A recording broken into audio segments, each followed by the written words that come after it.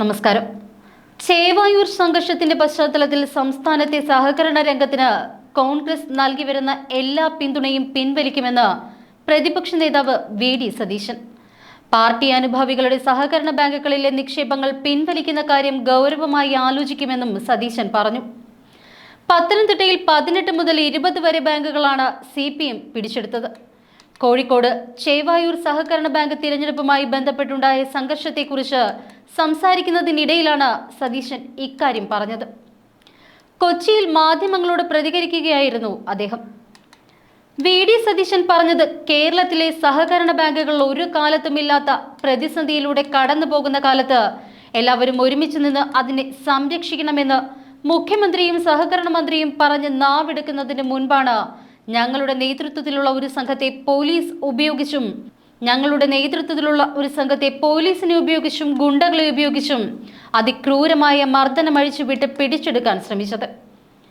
ഒരു കാര്യം ഞാൻ വ്യക്തമാക്കാൻ ആഗ്രഹിക്കുന്നു.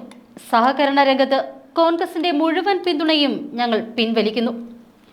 ഒരു കാര്യത്തിലും ഇനി സർക്കാരുമായി യോജിച്ച് സഹകരണ രംഗത്ത് ഞങ്ങൾ പ്രവർത്തിക്കില്ല. ഇങ്ങനെ പിടിച്ചെടുക്കുന്ന ബാങ്കുകളിൽ ഞങ്ങളുടെ അനുഭാവികളായ ആളുകളുടെ നിക്ഷേപങ്ങൾ തുടരണോ എന്ന് കൂടി ഗൗരവതരമായി ആലോചിക്കും. പത്തനംതിട്ടയിൽ 18 മുതൽ 20 വരെ ബാങ്കുകളാണ് CPM പിടിച്ചെടുത്തത്.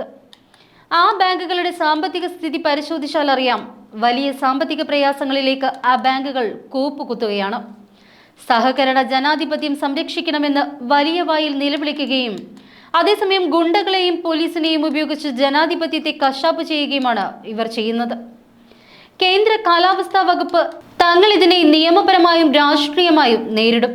ഇങ്ങനെ പിടിച്ചെടുക്കുന്ന ബാങ്കുകൾ മുന്നോട്ട് പോകണോ, അവിടെ നിക്ഷേപം തുടരണോ എന്ന് ഞങ്ങൾ അനുഭാവികൾക്ക് നിർദ്ദേശം കൊടുക്കണോ എന്ന കാര്യം പോലും പാർട്ടി ഗൗരവമായി ആലോചിക്കും.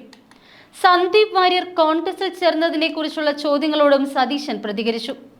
CPM നേതാക്കൾ നിന്ന നിൽപ്പിൽ മലക്കം മറിഞ്ഞതായി പറഞ്ഞ പ്രതിപക്ഷ നേതാവ് മുഖ്യമന്ത്രി പിണറായി വിജയനെയും കുറ്റപ്പെടുത്തി.